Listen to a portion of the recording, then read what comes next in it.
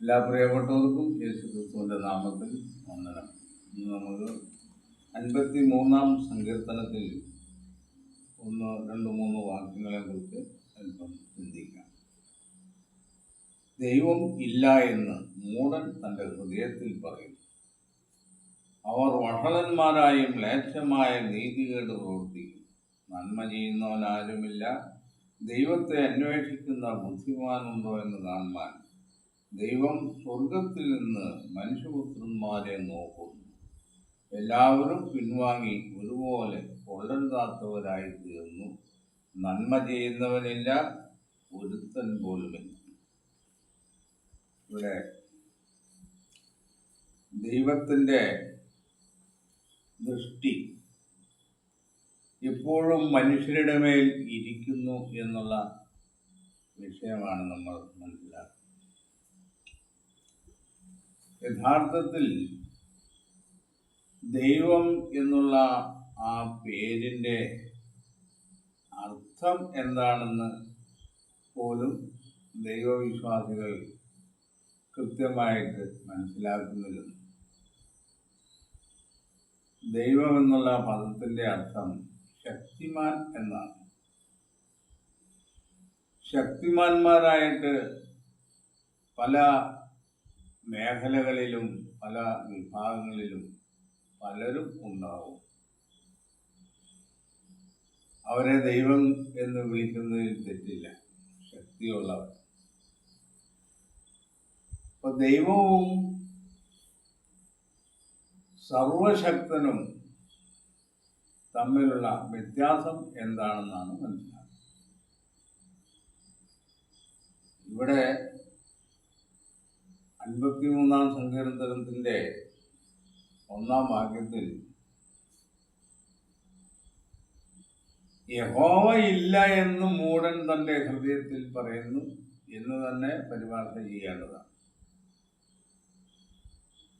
യഹോവ എന്ന് പറഞ്ഞാൽ ഇസ്രായേലിൻ്റെ ദൈവമായ യഹോവ, അബ്രഹാമിൻ്റെയും ഇസാക്കിൻ്റെയും യാക്കോബിൻ്റെയും പിതാക്കന്മാരുടെ ദൈവമായ സർവശക്തനായ ദൈവത്തിൻ്റെ പേരാണ് യഹോവ എന്നുള്ളത്. ദൈവം എന്നുള്ള പദം സർവശക്തൻ എന്ന അർത്ഥം വരികയില്ല എന്നുള്ളതാണ്. അപ്പൊ നമുക്ക് ആശ്രയിക്കേണ്ടത് സർവശക്തനായ ദൈവത്തെയാണ്, സാമാന്യ ദൈവങ്ങളെയല്ല. സാമാന്യ ദൈവങ്ങൾ മനുഷ്യൻ്റെ സങ്കല്പത്തിലും മനുഷ്യൻ്റെ വിശ്വാസത്തിലും അനേക ദൈവങ്ങളെ ഈ സൂര്യന് കീഴെ നമുക്ക് കാണാനും കേൾക്കാനും കഴിയുന്നു. വിഗ്രഹങ്ങളായിട്ടും സങ്കല്പ ദൈവങ്ങളായിട്ടും. അപ്പോൾ യഥാർത്ഥത്തിൽ സർവശക്തനായ ദൈവത്തിൻ്റെ മഹത്വത്തെക്കുറിച്ച് അറിവുണ്ടെങ്കിൽ മാത്രമേ നമുക്ക് ആ ദൈവത്തെ അന്വേഷിക്കണമെന്നുള്ള ആഗ്രഹം ഉണ്ടാകും. ജ്ഞാനം, നീതി, സ്നേഹം, ശക്തി തുടങ്ങിയ എല്ലാ സവിശേഷ സ്വഭാവങ്ങളുടെയും ഉറവിടമാണ് സർവശക്തൻ. അപ്പോൾ ഇന്ന് നാം അനേകം ദൈവങ്ങളെ കാണാൻ കഴിയും. ലോകത്തിൽ ഏകദൈവ വിശ്വാസികളും ബഹുദൈവ വിശ്വാസികളും. ഏകദൈവ വിശ്വാസമുള്ള ജാതികളിൽ ഒന്ന് മുഹമ്മദീയരും ഒന്ന് ഇസ്രായേലുമാണ്. ക്രൈസ്തവർക്ക് 3 ദൈവങ്ങളുണ്ട്. മറ്റേ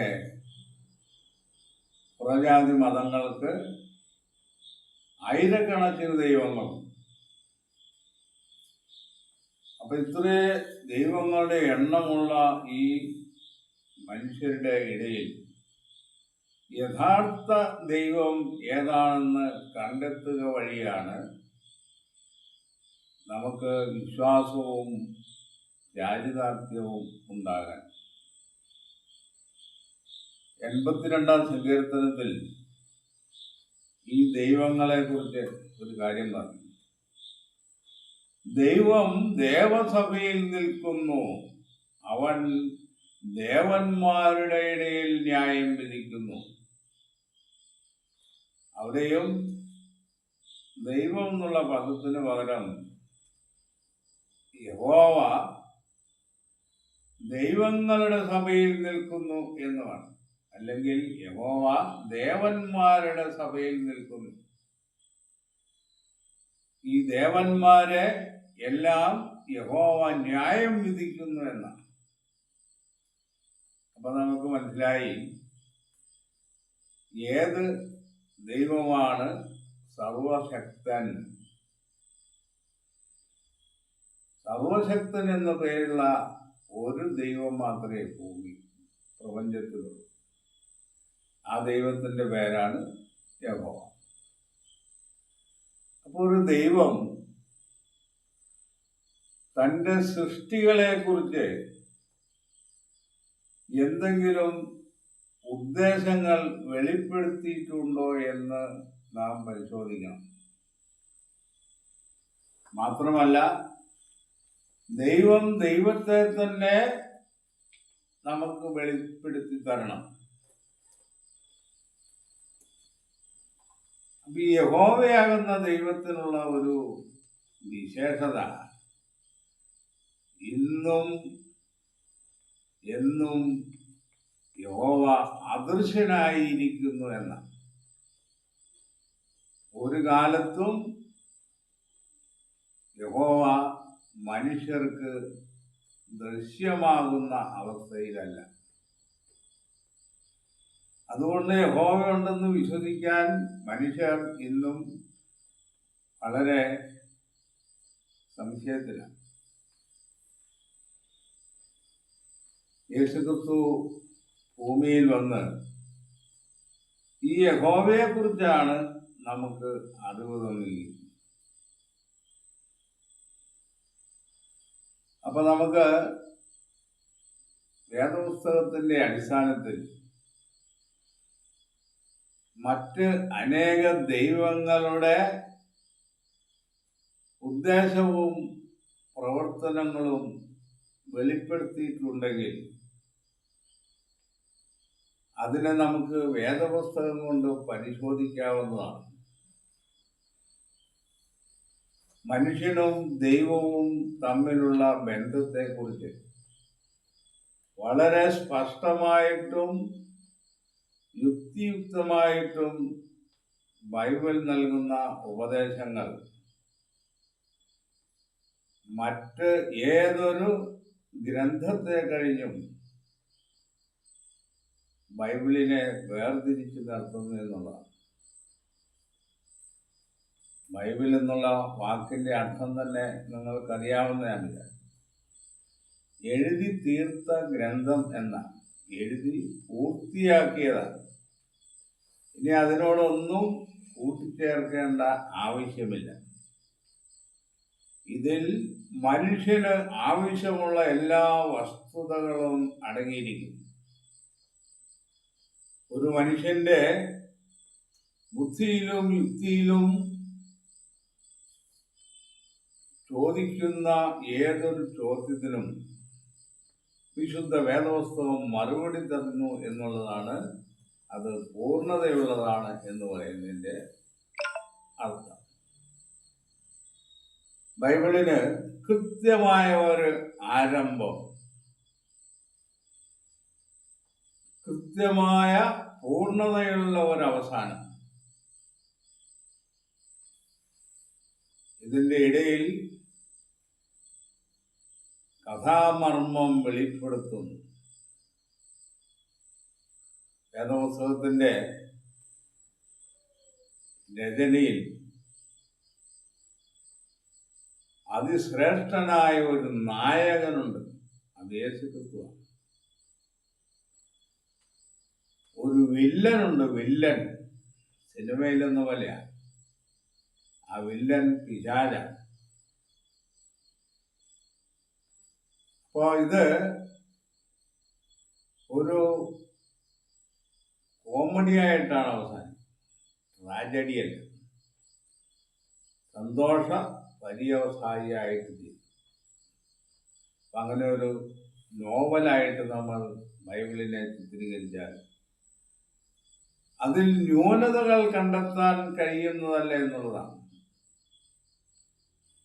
അതിൻ്റെ അവകാശവാദങ്ങൾ, അതിൻ്റെ ആശയങ്ങൾ എല്ലാം അർത്ഥമുള്ളതും സ്ഫുടതയുള്ളതുമാണ്. കാരണം അതിൻ്റെ നിർമ്മിതാവ് യഹോവയായ ദൈവം തന്നെയാണ് എന്നുള്ളതാണ്. ദൈവത്തിൻ്റെ പരിശുദ്ധാത്മാവിനാൽ പ്രേരിതമായിട്ട് ദൈവത്തിൻ്റെ മനസ്സിലുള്ള പ്ലാനുകളും ആശയങ്ങളും മനുഷ്യരെ കൊണ്ട് എഴുതിച്ച് നമുക്ക് നൽകിയിരിക്കുന്നതാണ് വിശുദ്ധ വേദപുസ്തകം. ഇങ്ങനെ കൃത്യമായി അവകാശപ്പെടുവാൻ ഒരു മതഗ്രന്ഥത്തിനും ഈ ഭൂമുഖത്ത് ധൈര്യമുണ്ടാകുകയില്ല എന്നുള്ളതിന് നമുക്ക് ഉറപ്പുള്ളതാണ്. അതുകൊണ്ട് അനേക ദൈവങ്ങളെ ആരാധിക്കുന്നതിന് നാം മെനക്കെടാതെ മനുഷ്യനു വേണ്ടി സർവവും സംഗ്രഹിച്ചിരിക്കുന്നതും നിർണയിച്ചിരിക്കുന്നതും നടപ്പിൽ വരുത്തുവാൻ കഴിയുന്നവനുമായ ദൈവത്തെയാണ് നമ്മൾ അന്വേഷിക്കുകയും കണ്ടെത്തുകയും ചെയ്യുന്നത്. അപ്പൊ ഇതിന് മനസ്സില്ലാത്തവരെ സംബന്ധിച്ച് അവരെക്കുറിച്ചാണ് ദൈവം ഇല്ല എന്ന് മൂഢൻ തന്റെ ഹൃദയത്തിൽ പറയും. പല സാഹിത്യകാരന്മാരുടെ എഴുത്തുകളിൽ, അതായത് നിരീശ്വരവാദികളുണ്ട്, യുക്തിവാദികളുണ്ട്, പരിണാമവാദികളുണ്ട്, ഇങ്ങനെയുള്ള ആളുകൾ എല്ലാം പറയുന്നത് ദൈവവിശ്വാസം ഒരു ഏറ്റവും വലിയ അന്ധവിശ്വാസം. ദൈവവിശ്വാസി ദുർബലനാണ്, അവൻ ബുദ്ധിയില്ലാത്തവനാണ്, അവൻ മന്ദിപ്പാണെന്നാണ്. ലോകത്തിലെ ജനസംഖ്യയിൽ ഏറ്റവും കൂടുതൽ ഏതെങ്കിലും ദൈവങ്ങളെ ആരാധിക്കുന്ന ആളുകൾ തന്നെയാണ്. നാം ഇപ്പോൾ പറഞ്ഞ വിഭാഗത്തിൽ ഉള്ള ആളുകൾ വളരെ ചുരുക്കമാണ്. ഇവരുടെ എല്ലാം വിചാരം അവർ വളരെ ബുദ്ധിമാന്മാരാണ് എന്നുള്ളതാണ്. ഇവിടെ ദൈവം പറയുന്നു, ദൈവത്തെ അന്വേഷിക്കുന്ന ബുദ്ധിമാനുണ്ടോ എന്ന് ദൈവം അനുദിനം പരിശോധിച്ചുകൊണ്ടിരിക്കുകയാണ്. അപ്പം ബുദ്ധിമാൻ ആരാണ്, ബുദ്ധിയില്ലാത്തവനാരാണ് എന്ന് തിരിച്ചറിയാനുള്ള ഒരു കഴിവെങ്കിലും ഈ പറയുന്ന ആളുകൾക്കുണ്ടാകും. എങ്ങനെയാണ് ഒരാൾക്ക് ബുദ്ധി ഉണ്ടെന്ന് മനസ്സിലാക്കുന്നത്? യുക്തിബോധമുള്ള ഒരാൾക്ക് യുക്തിയുടെയും ബുദ്ധിയുടെയും വെളിച്ചത്തിൽ ഏതൊരു കാര്യത്തിൻ്റെയും കാരണത്തെക്കുറിച്ച് ഒരു വ്യക്തത വരുത്തുവാൻ കഴിയും. കാര്യകാരണ ബന്ധം വിലയിരുത്തിക്കൊണ്ട് എടുക്കുന്ന തീരുമാനം, അതാണ് നമ്മുടെ ബുദ്ധി നമുക്ക് തെളിയിച്ചു തരുന്നത്. ബുദ്ധിയും യുക്തിയും ചേർന്നുള്ള യാഥാർത്ഥ്യങ്ങളെ നാം വിശ്വസിക്കേണ്ടിയിരിക്കുന്നു. ഈ യാഥാർത്ഥ്യങ്ങളെ കണ്ണടച്ചുകൊണ്ട് മറ്റേതോ ഉദ്ദേശത്തിനു വേണ്ടി ദൈവവിശ്വാസികളെ പിന്തിരിപ്പിക്കുന്ന വിധത്തിലുള്ള ആശയങ്ങൾ പ്രചരിപ്പിക്കുക വഴി സാത്താന്റെ ആശയങ്ങൾ കൂടുതൽ ഭൂമിയിൽ വളരുവാൻ ഇടയാകുന്നു എന്നതാണ്. അപ്പോൾ ഒരു ദൈവവിശ്വാസിയെ സംബന്ധിച്ച് ഉണ്ടായിരിക്കേണ്ട ഏറ്റവും പ്രധാനമായ ഗുണം നന്മ ചെയ്യുക എന്നുള്ളതാണ്.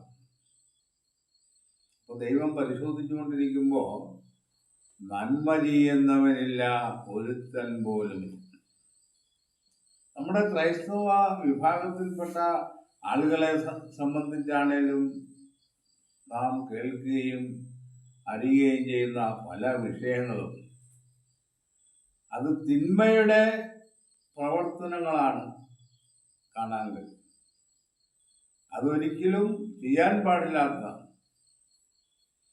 ഓരോരോ ഉപദേഷ്ടാക്കന്മാർ ചെയ്യുന്ന തിന്മ പ്രവർത്തനങ്ങൾ. ഞാനിവിടെ അതിനെക്കുറിച്ച് പറയുന്നില്ല. നിങ്ങൾക്ക് എല്ലാവർക്കും അറിയാവുന്ന പല കാര്യങ്ങളും ഇവിടെ സംഭവിച്ചുകൊണ്ടിരിക്കുന്നു. ഒരിക്കലും അങ്ങനെ ചെയ്യാൻ പാടില്ല. ഒരു ദൈവവിശ്വാസിയെ സംബന്ധിച്ചിടത്തോളം ആ വിശ്വാസം പ്രവൃത്തിയിൽ കൂടെ കാണിക്കുകയും തെളിയിക്കുകയും ചെയ്യണമെന്നാണ് യാക്കോബ് അപ്പോസ്തലൻ പറയുന്നത്. നിന്റെ വിശ്വാസം പ്രവൃത്തിയിൽ കൂടെ കാണിക്കുക. പ്രവൃത്തിയില്ലാത്ത വിശ്വാസം നിർജീവമാകുന്നു. അപ്പോൾ പറയാ, ദൈവം ഏകനെന്ന് നീ വിശ്വസിക്കുന്നുവോ? വിശ്വാസി പറയാണ്, ദൈവം ഏകനെന്ന് ഞാൻ വിശ്വസിക്കുന്നു. കൊള്ളാം, പിശാചുക്കളും അങ്ങനെ തന്നെ വിശ്വസിക്കുകയും വിറയ്ക്കുകയും ചെയ്യുന്നു. അപ്പൊ ഈ വിശ്വാസിയും പിശാചും തമ്മിൽ എന്താ വ്യത്യാസമുണ്ട്? പക്ഷേ പിശാചിന് വിശ്വാസത്തിനനുസരിച്ച പ്രവൃത്തി ജീവിതത്തിലില്ല. അപ്പൊ ഇവിടെ ഏത് മതത്തിൽപ്പെട്ട വിശ്വാസിയായാലും അവന്റെ വിശ്വാസം അത് നന്മയിൽ അധിഷ്ഠിതമായിരിക്കുന്നുവെന്ന് പ്രവൃത്തിയിൽ കൂടെ കാണിക്കണമെന്നാണ് ഇവിടെ സങ്കീർത്തനത്തിലും പറയുന്നത്. അതാണ് ദൈവം ഇഷ്ടപ്പെടുന്നത്. അപ്പൊ നന്മ ചെയ്യുന്നവനില്ല, ഒരുത്തൻ പോലുമില്ല. എല്ലാവരും പിൻവാങ്ങി ഒരുപോലെ കൊള്ളരുതാത്തവരായി തീർന്നു. ഉണ്ടോ? എവിടെ നിന്നാ പിൻവാങ്ങിയ? എല്ലാവരും നന്മ ചെയ്യുന്ന കാര്യങ്ങളിൽ നിന്നും പിൻവാങ്ങി തിന്മയിലേക്കാണ് തിരിഞ്ഞുകൊണ്ടിരിക്കുന്നത്. അപ്പൊ ഇതുകൊണ്ടാണ് ആയിരക്കണക്കിന് ദൈവങ്ങളുള്ള ഈ ഭൂമിയിൽ ഇന്ന് അക്രമവും അധർമ്മവും അനീതികളും കുലപാതകങ്ങളും മോഷണങ്ങളും അനുദിനം വർദ്ധിച്ചുകൊണ്ടിരിക്കുന്നു. അപ്പൊ ഈ ജീവിതത്തിൽ ഈ നന്മയിൽ അധിഷ്ഠിതമായിരിക്കുന്ന